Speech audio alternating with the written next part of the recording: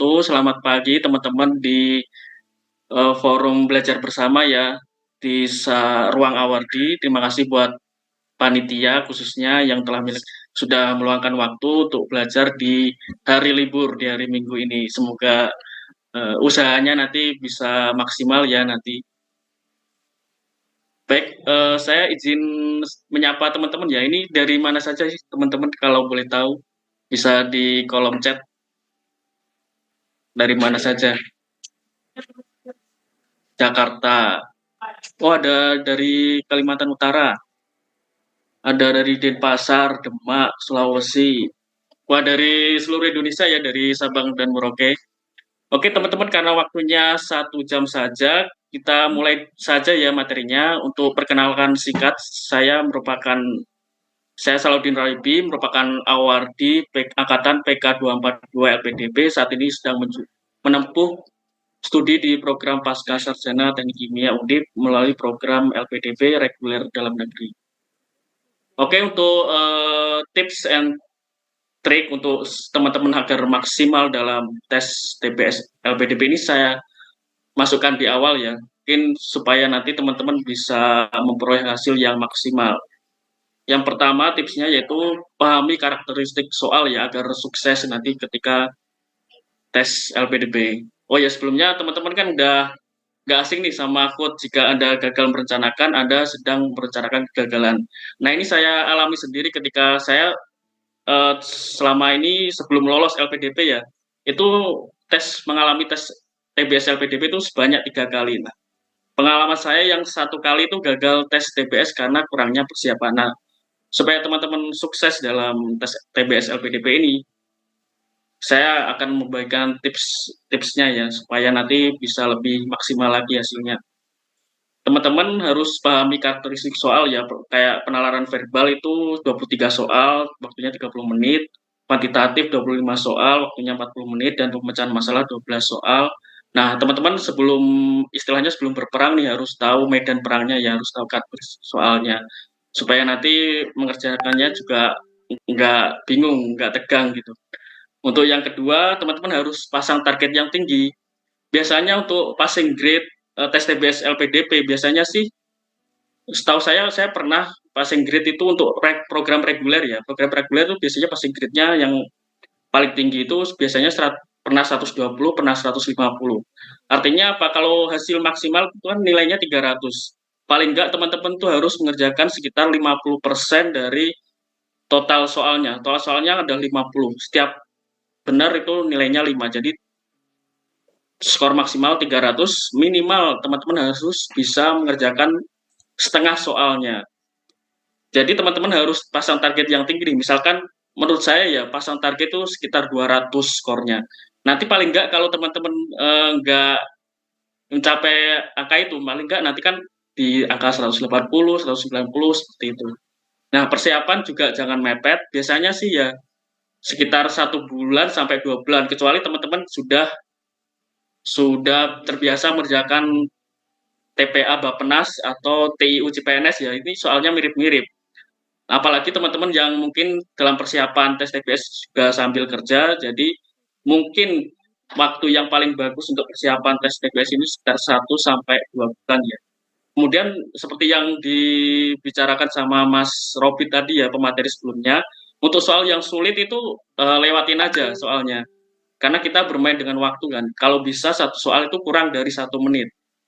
Nah, biasanya soal yang lama itu kayak di verbal ya, di verbal itu penalaran analitis itu memakan waktu, itu kerjakan yang agak belakangan.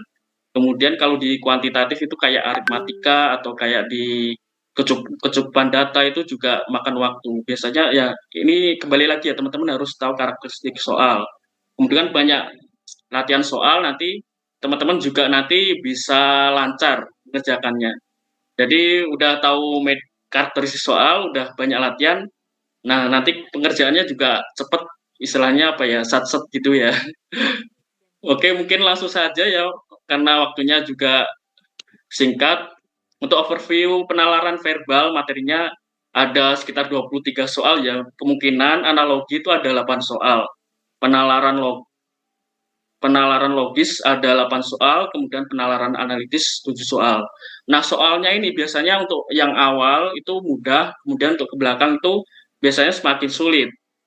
Nah, untuk teman-teman tipsnya, untuk analogi, biasanya ini kan tergantung perbendaharaan kata teman-teman ya, atau enggak tergantung dari tingkat literasi kita. Semakin kita banyak perbendaharaan katanya, kita semakin bisa mengerjakan.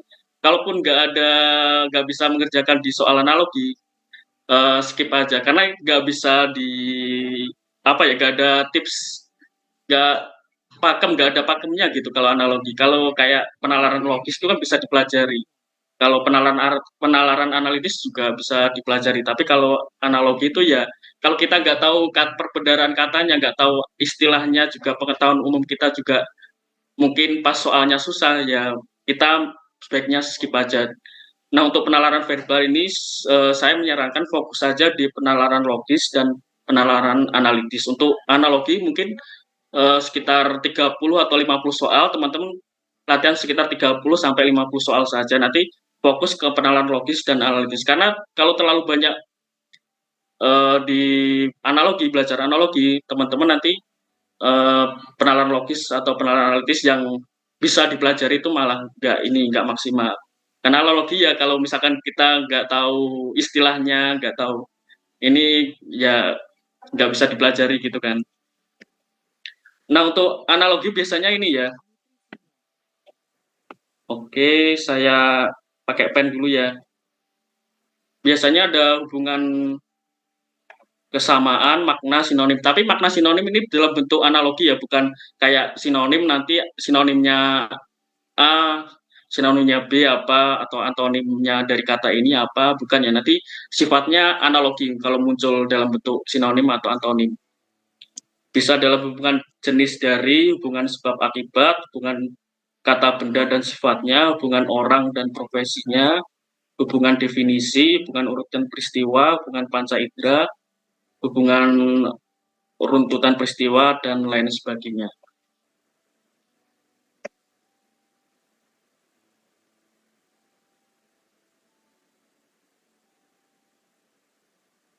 Oke, di batch 2 tahun 2024 passing grade-nya 160. Oh, semakin tinggi ya yang batch 2. Kalau saya yang 2024 batch 1. Oke, kita masuk di latihan soal langsung ya. Di ini silahkan jawab di kolom komentar. Udah jawab semua B ya. Ini kalau bisa untuk soal yang analogi ini kurang dari 1 menit jawabnya. Mungkin bisa disebutkan alasannya kenapa jawabannya B.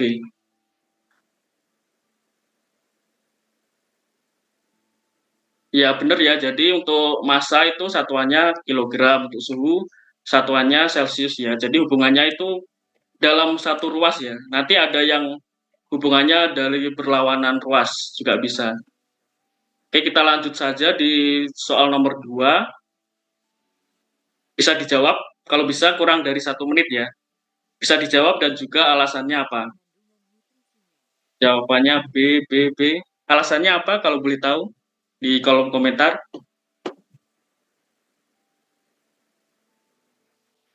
Ya, benar ya. Jadi ini alat perlindungan diri ya. Jadi hubungannya masih dalam satu ruas ya ini. Hubungannya masih dalam satu ruas. Untuk sengat itu merupakan alat pelindungan diri dari lebah. Kemudian gading itu alat pelindungan diri dari gajah. Ini masih muda ya, masih amat ya soalnya. Baik, selanjutnya.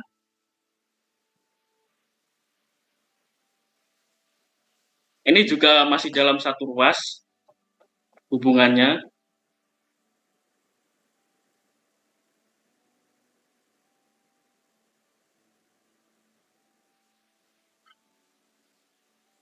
Udah jawab semua ya, ada yang jawab B, B, B semua. Kalau boleh tahu alasannya apa jawabannya B? Bisa di chat di kolom komentar.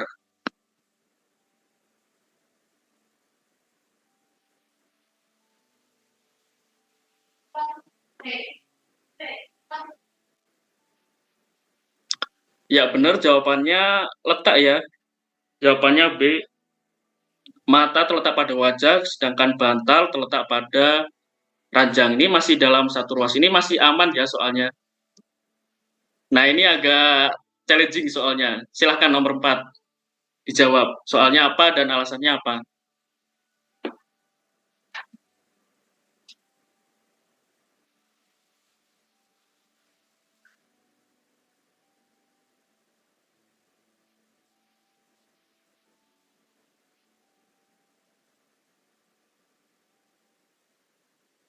Nah, agak bingung kan ini soalnya. Kalau ketemu soal seperti ini, teman-teman ya kalau bingung lebih baik skip aja karena di belakangnya pun nanti kayak penalaran logis atau penalaran analitis itu ada soal yang lebih mudah kayak kata Mas Robi tadi di pemateri sebelumnya. Kalau ada soal susah skip aja nanti kita akan ketemu soal yang mungkin lebih mudah dari soal sebelumnya.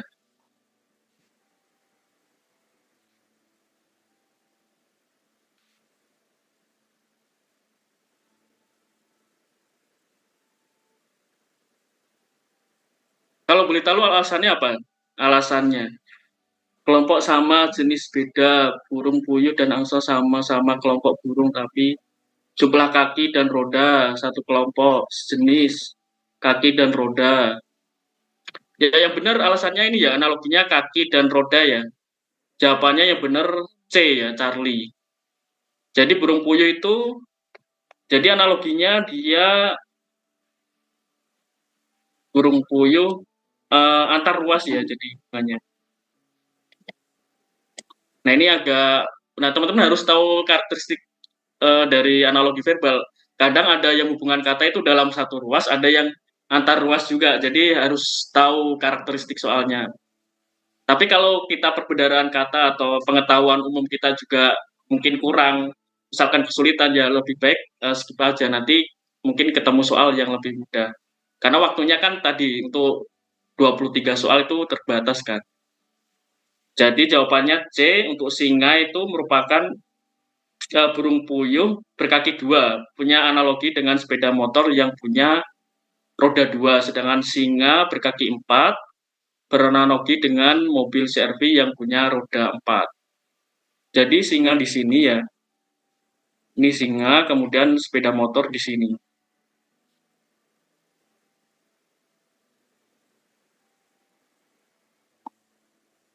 Jadi hubungannya antar ruas ya. Jadi teman-teman harus aware juga hubungannya nggak harus melulus dalam satu ruas, bisa juga nanti soalnya berlainan ruas.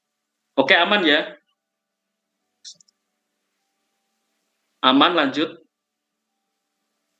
Oke aman ya. Nah ini soal nomor 5. Silakan jawab. Kurang dari 1 menit ya kalau bisa. Gimana tahu kalau berbeda ruas? Nah, teman-teman harus tahu karakteristik soal juga harus dicocokkan antara soal sama jawaban. Yang cocok itu yang mana? Jadi emang harus banyak latihan sih harus supaya bisa tahu karakteristik soal. Itu nanti jawabannya itu di antara satu ruas atau berbeda ruas. Boleh tahu alasannya kenapa? Jawabannya C. Udah banyak yang benar ya jawabannya C. Akibat bukan ya, manfaat bisa jadi juga bisa tempat dan sifat kan ya, tujuan bisa jadi. Jawabannya benar ya, C. Jadi orang sorry ini salah ya, bukan bertobat ini berobat ya.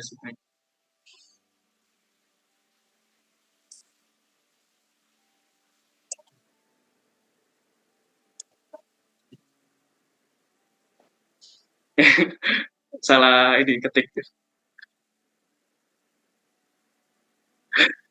Jadi eh, orang bertobat lagi ya, berobat.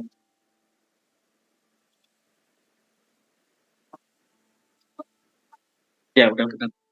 Orang berobat ke puskesmas supaya sehat sama beranalogi dengan orang pergi ke sekolah supaya pandai. Bertobat di masjid. Ya bisa jadi ya. Ini salah apa eh, salah ngetik aja tadi.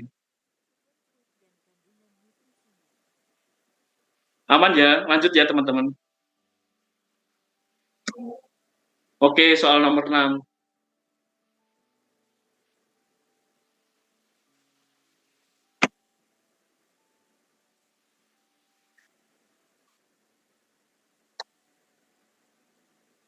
Soalnya jawabannya B. Kenapa B? Kalau boleh tahu alasannya? Dipanaskan.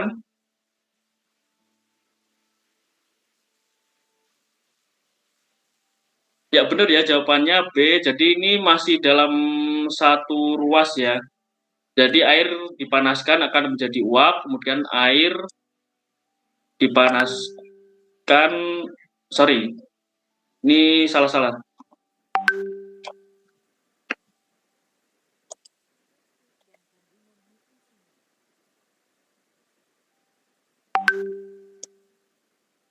Jadi air dipanaskan ini berlainan ruas ya. Jadi hubungan katanya di beda ruas. Jadi air dipanaskan akan menjadi, bentar.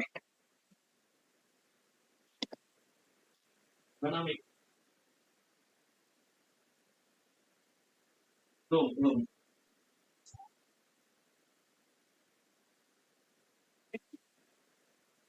Jadi jawaban B, jadi ketika air dipanaskan akan menjadi uap, beranalogi dengan es akan dipanaskan akan menjadi cair ya. Jadi, sorry tadi bukan berlainan ruas ya, tapi masih dalam satu ruas. Sorry, makasih ya teman-teman atas koreksinya. Jadi hubungannya masih dalam satu ruas ya. Es dipanaskan nanti akan mencair ya, jadi air.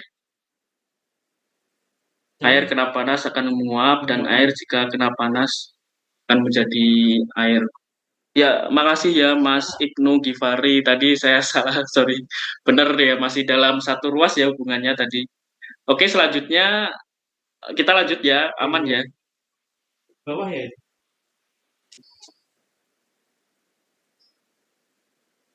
Nah, ini soalnya dalam bentuk kalimat ya, analoginya. Tadi kan dalam bentuk kata nih analoginya, sekarang dalam bentuk kalimat. Nah, bisa jadi soal seperti ini nanti juga muncul di bagian verbal ya, subtes verbal, tes TBS. Oke, nanti ini ya, tak cek.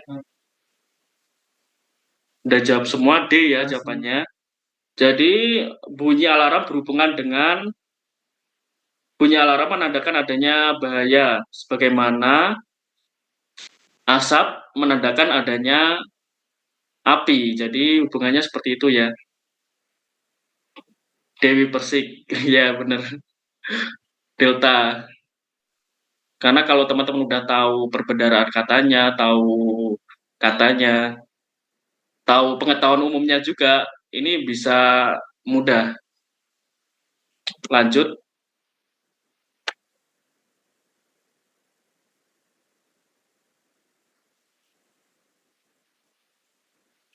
Nah ini soalnya beda lagi ya, soalnya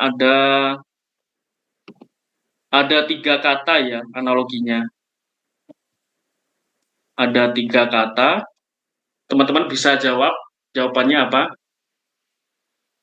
Everton. Everton atau Liverpool?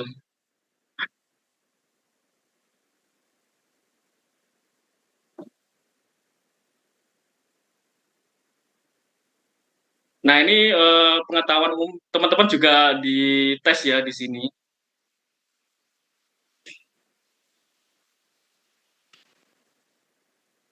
El Gasing. Anthony ya berarti. Jawabannya E.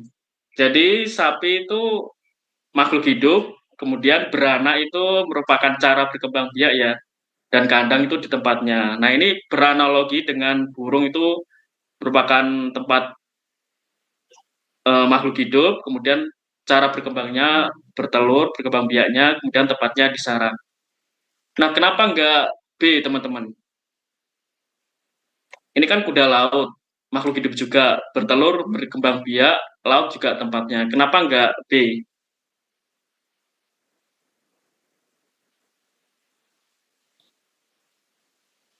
Kalau ini ya, kalau kuda laut sebenarnya itu dia ternyata ya, kuda laut itu sangat unik ya hewannya.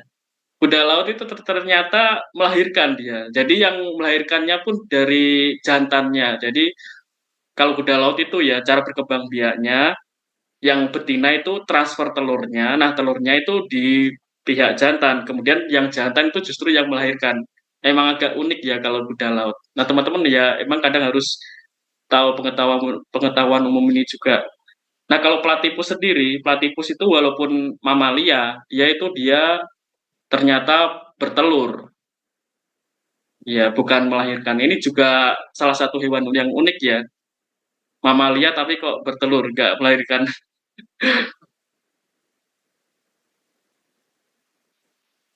B karena Barcelona. Laut itu ekosistem. Ya, emang kurang spesifik ya kalau Iya. laut. Cocoknya sarang sarang dan kandang itu connect. Kalau laut dan sungai lebih ke ekosistemnya mungkin. Karena kalau kuda laut bisa bertelur juga ovovivipar. Jadi yang lebih tepat tadi yang sarang dan kandang cocok. Kalau kuda laut bertelurnya tempatnya laut jadi lebih luas gitu mungkin Kak. Oh ya, terima kasih ya, Mbak. Ya mungkin benar ya, kalau ini tepatnya lebih spesifik ya, kayak di sarang atau di kandang itu tepatnya lebih spesifik ya. Kalau di laut itu kan sangat luas gitu, itu bisa jadi juga. Karena tapi yang lebih ini cara berkembang biaknya ya, kalau kuda laut itu setelah bertelur dia itu melahirkan. Memang agak aneh ini.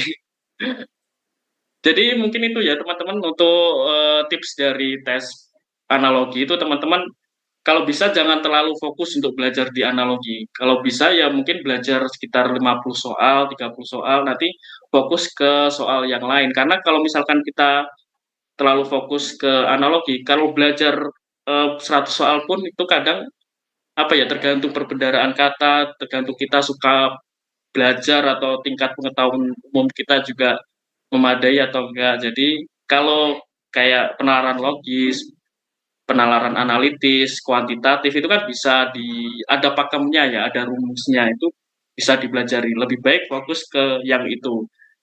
Kalau strategi dari saya itu menurut saya itu sih kalau untuk penalaran verbal ini. Selanjutnya kita ke penalaran logis ya di materi 2 subtes verbal. Selain ada penalaran analogis, nanti yang soal di subtes verbal ada yang namanya penalaran logis. Nah, teman-teman harus hafal ya semua aturan. Ini ada 5 aturan ya, ada modus ponens, ada modus tollens. Ini teman-teman wajib dihafalin modus ponens, modus tollens, dan silogisme. Ini wajib. Kemudian ini kalau tidak ada punya HP 15 juta, 20 juta, atau bahkan 30 juta udah berasa sultan. Nih, 50 jutaan bos. Yang sultan ayo merapat. ini kan premisnya P maka bacanya gini ya, P maka Q, maka premis 2 P maka kesimpulannya Q. Kemudian untuk aturan 2 modus tollens P maka Q, jika premis 2-nya negasi Q maka kesimpulannya negasi P. Nah, selain dari ini tipenya berarti dia tidak dapat disimpulkan gitu. Misalkan P maka Q negasi P ini kan nggak ada ya di modus ponen maupun di modus tollens. Berarti selain itu ya berarti tidak bisa disimpulkan gitu. Nah, kalau di premis aturan penarikan kesimpulan aturan 5 ini juga wajib dihafalin ya teman-teman. Jadi P maka Q, Q maka E, P, Q maka R, jadi kesimpulannya P maka R ya. Jadi ini juga salah satu wajib. Jadi yang wajib dihafalin itu modus ponen, modus tollens, dan silogisme. Jadi teman-teman mungkin udah pernah kayak tes TPA Bappenas atau TIU CPNS ya, ini sering banget keluar. Nah, lebih bagus menurut saya strateginya ya, kalau di subtes verbal fokus di penalaran logis atau di penalaran analitis karena ada pakemnya, ada pakemnya gitu, ada rumusnya lah istilahnya. Oke, kita lanjut di latihan soal ya, teman-teman. Ini soal yang, oh ini di belajar aturan yang lain dulu ya. ada yang namanya ingkaran. Ingkaran itu ya negasi sih biasanya bacanya dari kalau ingkaran dari semua biasanya itu ada sebagian beberapa hampir semua itu artinya sama. Ingkaran dari semua itu sebagian atau ada atau beberapa itu artinya sama. Kemudian kalau ada tanda V ke atas ini bacanya dan ya. Kalau ada V ke bawah ini bacanya atau. Misalkan ini negasi P dan Q, ya tinggal kebalikannya aja negasi P atau negasi Q. Ini saya rasa sudah paham ya teman-teman. Nah ini yang paling penting ini ekivalensi, ini penyetaraan ya. Yang sering muncul ini yang bagian akhir ini, P maka Q setara dengan negasi Q, maka negasi P atau negasi P atau Q. Nah ini ya sering banget muncul ya, jadi wajib dihafalin, teman-teman bisa screenshot atau nanti kalau di screenshot kan kayak rumusnya ini kan ya bisa screenshot nanti di save di galeri teman-teman ya, galeri HP nanti belajarnya kan mudah. Kadang kalau dalam bentuk PDF kita males bacanya ya karena udah terlalu banyak file di laptop gitu kan. Ini bisa di screenshot nanti di save di galeri HP teman-teman bisa buat belajar.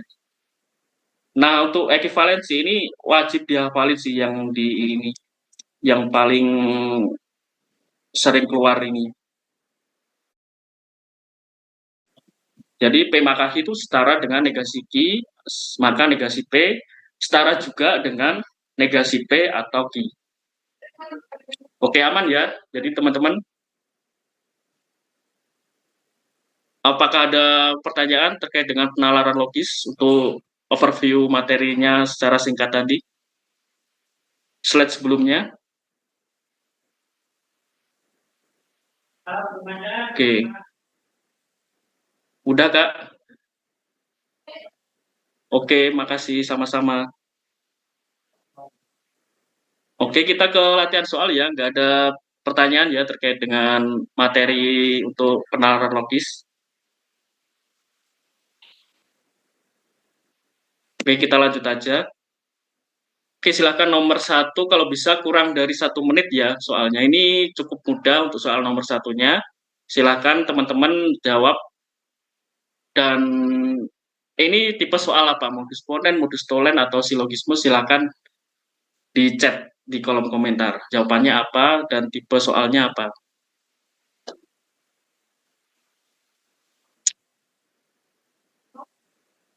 Ya, modus ponen jawaban A ya.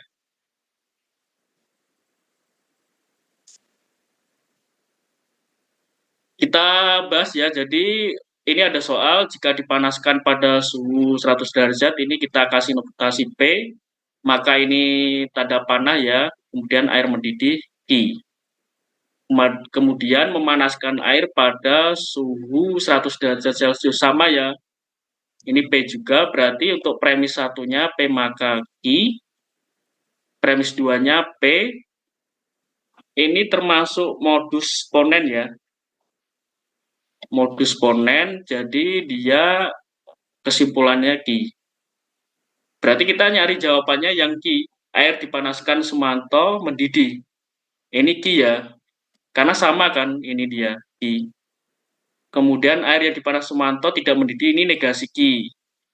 Air yang dipanaskan Sumanto justru membeku, ini tidak ada di soal, membeku kan nggak usah dibahas saja, kan nggak ada disebutin di soal.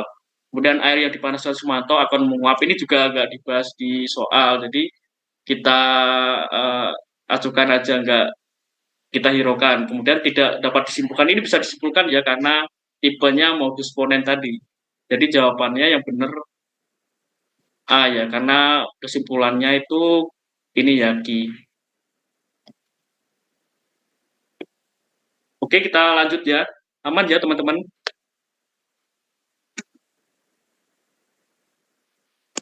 Oke, selanjutnya nomor 2.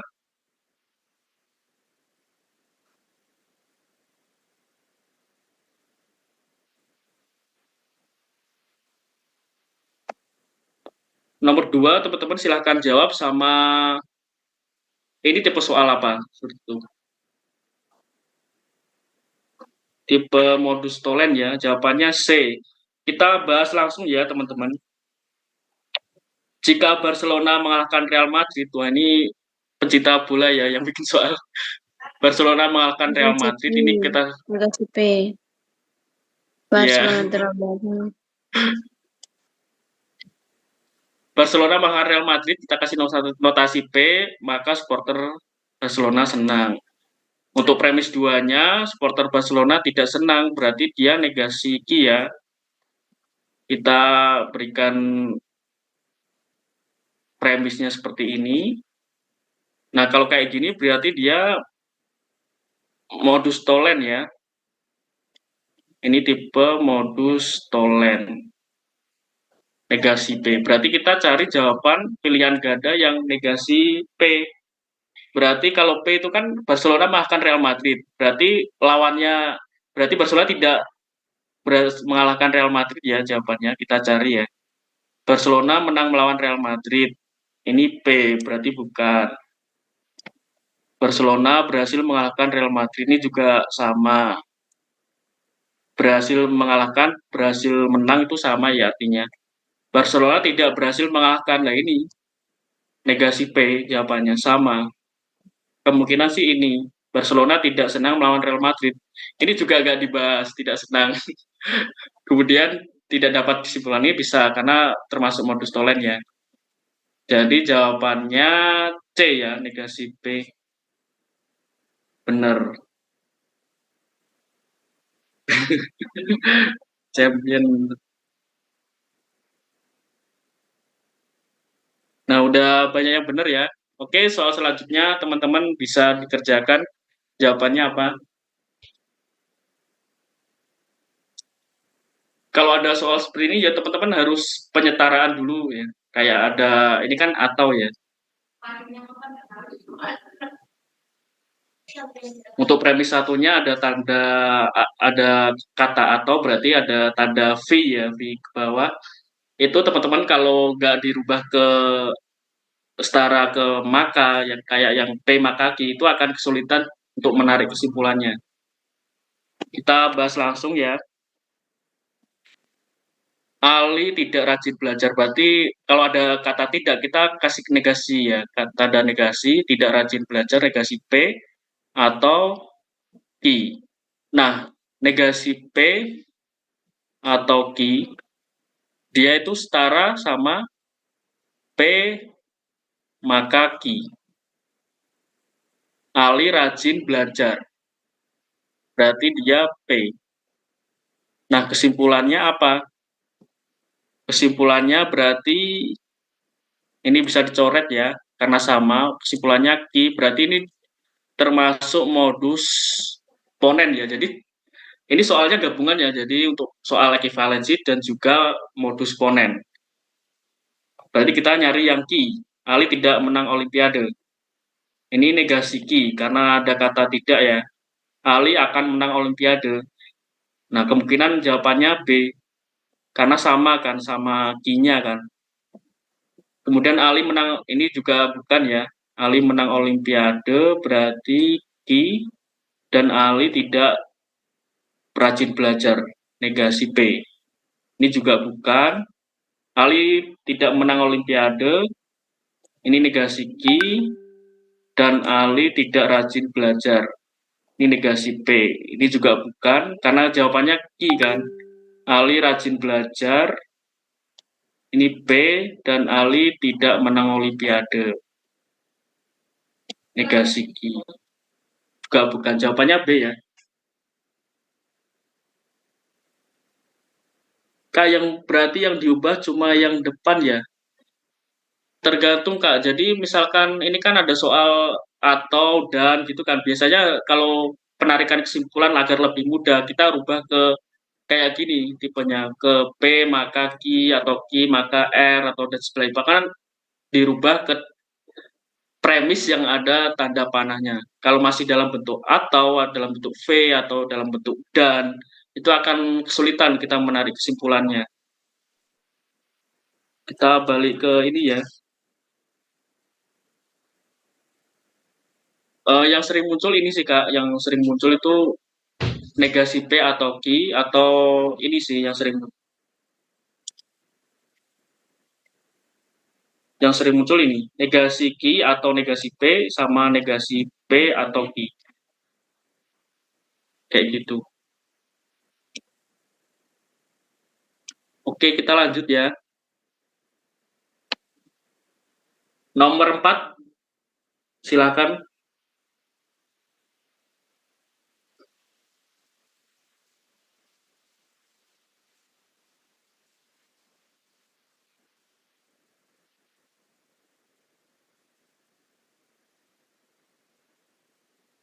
Arsenal.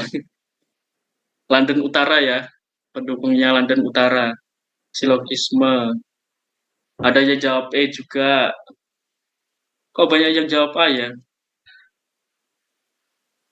Kuncinya ini, kita bahas dulu ya. Kita bahas. Nah, ini lumayan ya soalnya. Misalkan, jika harga BBM naik, kita kasih notasi P, maka permintaan beras akan naik. Kita taruh sini ya, P maka Q. Ini untuk premis satunya. Jika permintaan beras naik, maka jumlah beras akan langka. Nah, ini ada premis 2-nya lagi. Nah, kalau ada soal seperti ini, jumlah beras akan langka, ini R ya. Ini kita selesaikan dulu ya, untuk premis 1, premis 2 kita selesaikan dulu untuk penarikan kesimpulannya. Ini kan karena ada 3 ini ya, ada 3 premis ya. Biasanya kan ada 2 premis, ini ada 3 premis soalnya. Premis 1, premis 2, premis 3. Kita corek, berarti tinggal P maka R. Ini termasuk silogisme ya, termasuk silogisme. Nah, kemudian ternyata jumlah beras di pasaran langka. Ini kan R ya dia. Nah, ini juga kalau teman-teman nggak hafal rumus tadi, yang aturan tadi kan ada modus tolen, modus ponen, silogisme. Akan kesulitan menemui soal yang seperti ini, maka sangat wajib hafal rumusnya. Nah, kalau seperti ini, dia tidak dapat disimpulkan. Jawabannya E. Kalau modus ponen kan harusnya dia P ya, modus ponen. Kalau modus ponen dia P misalkan, maka kesimpulannya akan R. Misalkan modus ponen, maka dia kesimpulannya akan R. Atau modus tolen dia harus negasi R, maka kesimpulannya negasi P. Nah, ini kan dia R, nggak bisa, jadi tidak bisa disimpulkan. Aman ya? Ada pertanyaan?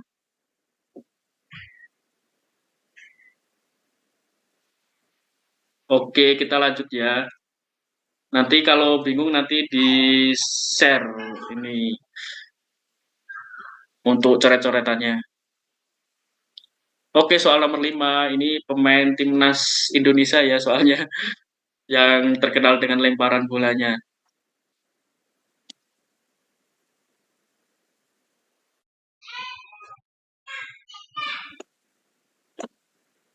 C.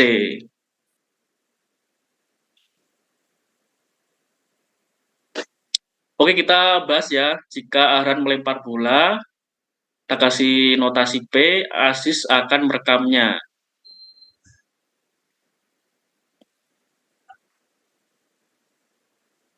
Aziz merekam Arhan. Q, maka Arhan akan viral. Q, maka R. Berarti ini silogisme ya.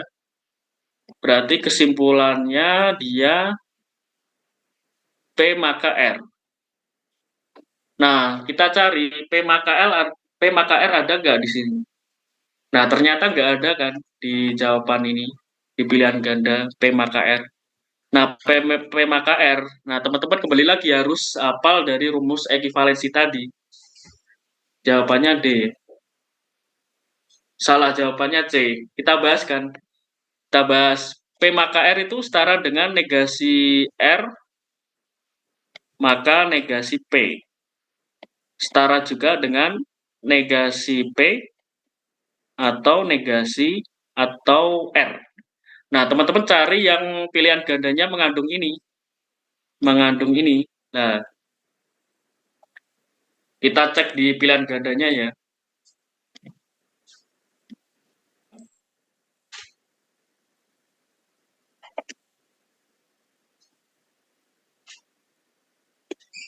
R maka melempar bola.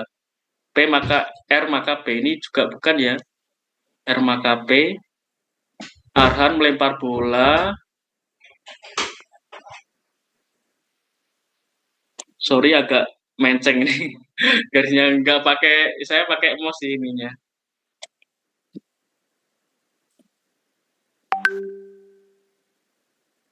Arhan melempar bola berarti P ya ini. P. Ini P atau Arhan tidak viral di media sosial. P atau tidak viral atau negasi R. Ini juga bukan ya. Kita nyari yang seperti ini. Arhan tidak melempar bola. Tidak melempar bola. Negasi P ya. Atau Arhan viral di media sosial. Nah ini sama ya. Negasi P atau R. Sama kayak ini. Jadi jawabannya yang C. Kok bukan D? Kalau D dia Arhan melempar bola. P, dia kan P.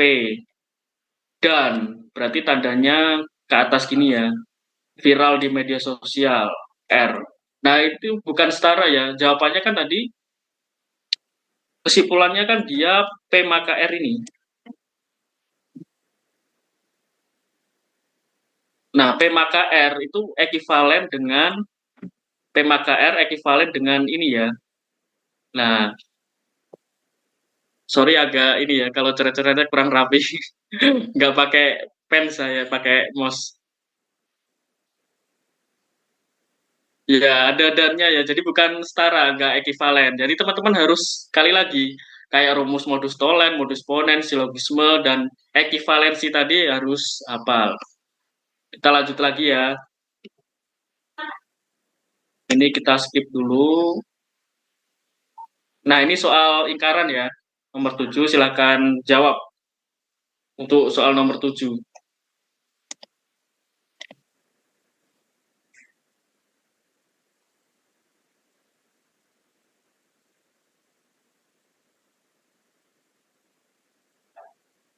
Oke, teman-teman bisa dikerjakan nomor 7, jawabannya apa?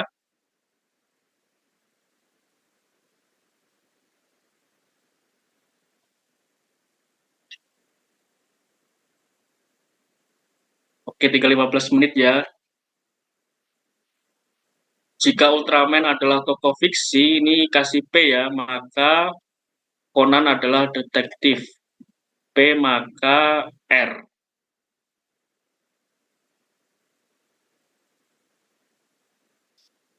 Kalau negasi berarti harusnya negasi P maka negasi R.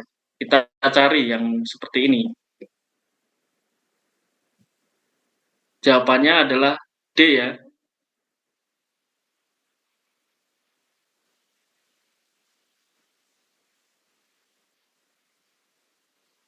Oh, harus dirubah dulu ya teman-teman. Ini harus dirubah dulu.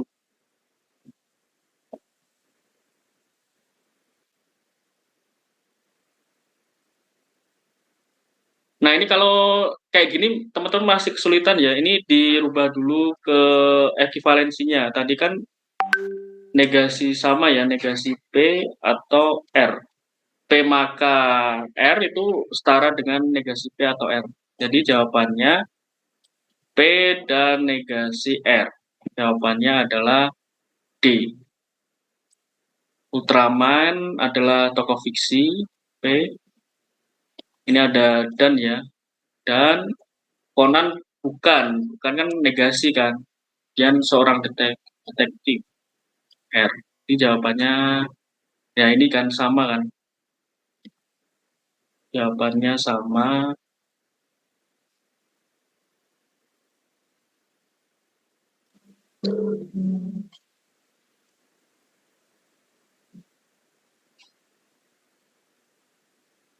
Oh ya, sorry teman-teman.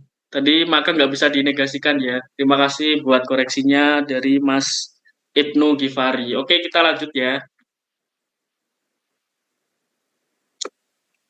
Ini mungkin soal terakhir untuk penalaran logis. Silakan jawab. Kalau ada soal seperti ini, kita cek jawabannya ya. Jawabannya itu apakah sesuai dengan premis di soal. Kalau pilihan gandanya misalkan A tidak sesuai dengan premis, berarti jawabannya salah. Jadi kita strateginya menggunakan eliminasi. Bisa dikerjakan nomor 8.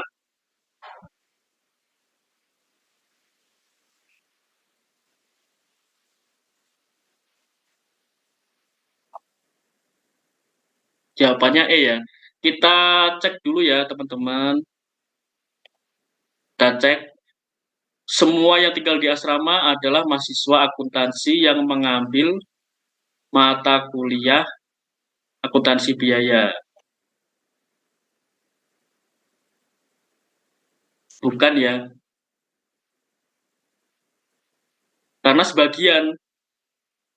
Karena mahasiswa akuntansi yang tinggal di asrama itu sebagian ya, nggak semua ya. Jadi jawabannya salah. Kemudian semua mahasiswa akuntansi yang tinggal di asrama mengambil mata kuliah akuntansi biaya.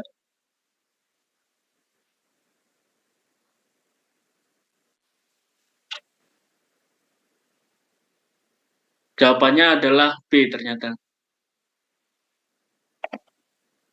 Ini bisa jadi, kita keep dulu ya B. Ada mahasiswa akuntansi yang tinggal di asrama yang tidak mengambil mata kuliah akuntansi biaya. Padahal yang mahasiswa akuntansi itu semua mengambil mata kuliah akuntansi biaya. Ini berarti salah. Beberapa mahasiswa akuntansi yang tidak tinggal di asrama tidak mengambil mata kuliah akuntansi biaya. Padahal mahasiswa akuntansi itu wajib ya semua mengambil mata kuliah akuntansi biaya di sini di premis 1. Ini berarti salah jawabannya karena nggak sesuai dengan pernyataan. Yang E, sebagian mahasiswa akuntansi yang tinggal di asrama mengambil mata kuliah akuntansi biaya. Ya ini agak mengecoh ya sebenarnya jawabannya E. Sebagian mahasiswa akuntansi, berarti sebagian yang tinggal di asrama dari mahasiswa akuntansi itu mengambil mata kuliah biaya. Nggak semua. Berarti padahal harusnya kan yang mengambil mata kuliah akuntansi biaya kan harusnya semua. Jadi jawabannya itu yang B. Teman-teman banyak terkecoh ya jawabannya E. Ya emang harus ini sih, harus teliti lagi. Kalau ada soal seperti ini, cara mengerjanya pakai eliminasi. Apakah pilihan gandanya itu sesuai dengan premis 1 atau premis 2. Oke.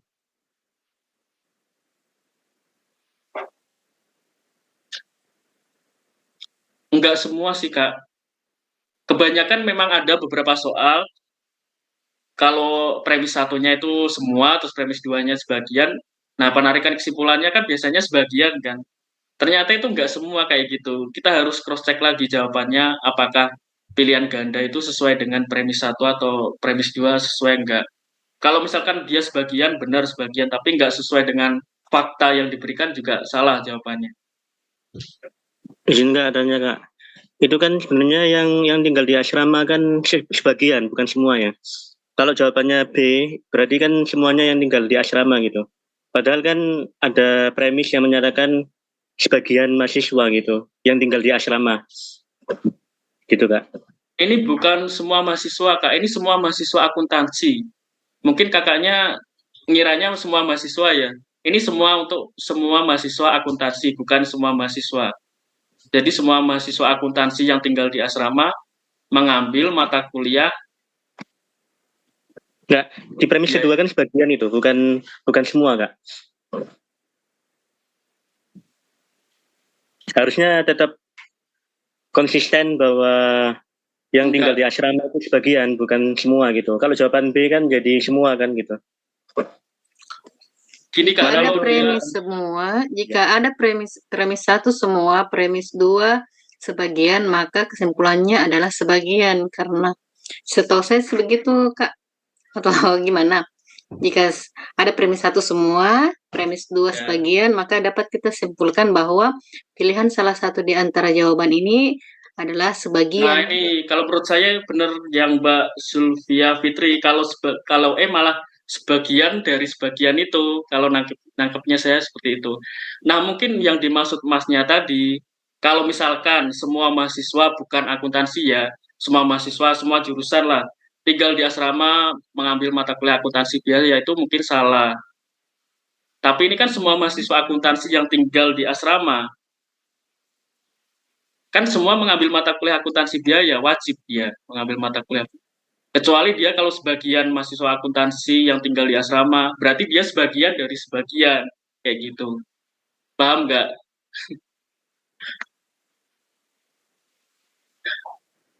Mungkin dibaca lagi sih, Kak, dibaca lebih teliti lagi. Kadang emang harus ini sih kayak jangan terpaku sama misalkan premis 1, premis 2-nya semua sebagian terus kesimpulannya jadi sebagian. Jangan terpaku sama itu sih menurut saya. Di cross check lagi apakah pilihan gandanya itu sesuai dengan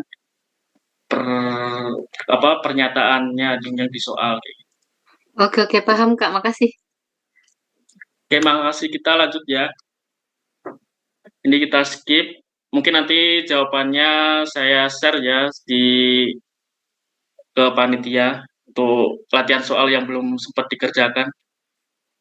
Selanjutnya penalaran analitis ya. Untuk penalaran analitis ini, untuk triknya teman-teman saya sarankan kerjakan paling belakang. Tapi tidak menutup kemungkinan ada soal penalaran analitis yang mudah, biasanya di awal-awal soal. Nah, biasanya tipsnya itu misalkan ada nama ya, misalkan alfa, beta, kita singkat A, B supaya lebih mudah. Kemudian kita visualisasikan. Biasanya kan soal analitis kan soalnya panjang-panjang nih. Kemudian kita visualisasikan bisa dalam bentuk gambar, grafik, tabel supaya nanti lebih mudah ya mengerjakannya. Nah, setelah menggambarkan itu kita susun pernyataan yang paling mudah petunjuk paling jelas kita kerjakan lebih dulu, nanti kayak menyusun puzzle ya. Kalau soal penalaran analitis kita menyusun pernyataan satu persatu, nanti setelah kita bentuk puzzle-nya semua udah kita rangkai jadi satu, sudah jelas ya visualisasinya, nanti kita bisa analisa dengan teliti dan efektif. Nah, sehingga kita bisa mengerjakan apa yang dimau soal seperti itu. Kemudian tipsnya kerjakan paling akhir. Karena soal analitis ini biasanya mengerjakannya lebih dari 1 menit. Kayak gitu. Nah, ini posisi tempat duduk ya. Posisi tempat duduk ini cukup sering keluar ya. Baik di TU CPNS, mungkin teman-teman pernah tes CPNS, itu keluar juga. Ada yang duduk melingkar 8 orang, ada yang duduk melingkar 7 orang, kayak gitu. Ini teman-teman bisa kerjakan, jawabannya apa? Untuk soal nomor 1, coba dikerjakan.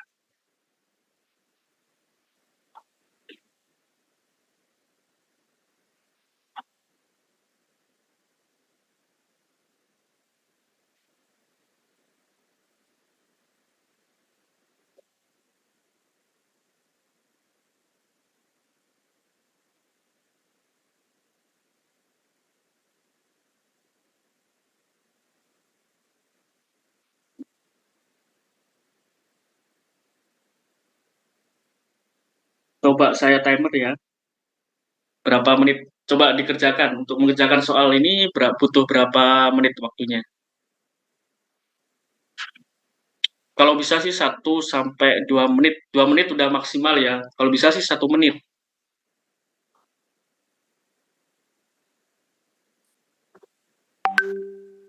Oke, silakan dijawab. Belum ada yang menjawab ini untuk nomor 1.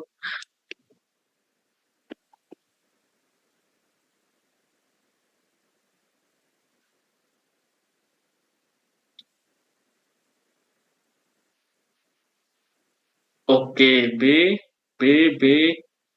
Ini sekitar 50 detik ya tadi mengerjakannya, udah ada yang keluar nilainya. Jawabannya udah ada yang menjawab tadi sekitar 50 detik. Kita bahas ya, tadi jawabannya B ya, kita cek. Oke, benar jawabannya B, tapi kita akan bahas ya, kita analisa dulu.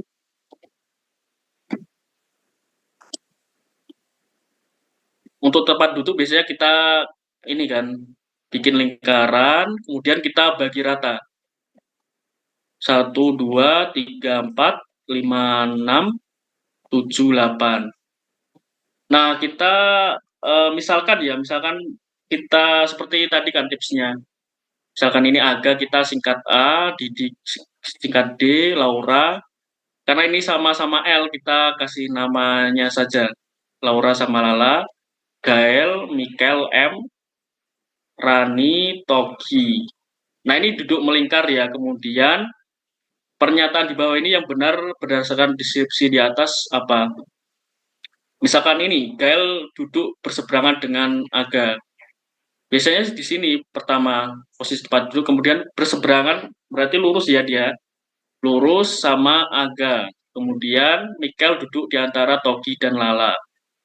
Kalau di sini nggak mungkin ya Mikel, karena dia kan akan bersebelahan sama Aga, nggak mungkin sama Togi dan Lala. Kemungkinan ya di sini, kalau nggak ya di sini, kita tulis di sini dulu ya, Mikel sama Togi dan Lala. Misalkan di sini Lala. Ini sudah. Kemudian pernyataan 2, Laura dan Lala tepat duduk berhadapan. Laura dan Lala. Berhadapan berarti kita tarik garis lurus ya. Ini Laura. Kemudian ini sudah, nomor 4, Togi duduk terpisah 2 kursi dari Aga. Dari Aga, ini sudah benar ya, duduk terpisah 2 kursi. Ini Aga ke Togi, berarti 1, 2, terpisah dari 2 tempat duduk ya. Ini sudah benar. Kemudian Didi duduk tepat di sebelah Aga. Berarti di sini ya Didi. Berarti yang kurang apa ini teman-teman? Berarti Rani ya yang belum. Berarti sisanya di sini Rani. Rani atau R. Kita singkat aja ya. Biar lebih menghemat waktu. Sorry. Kita singkat.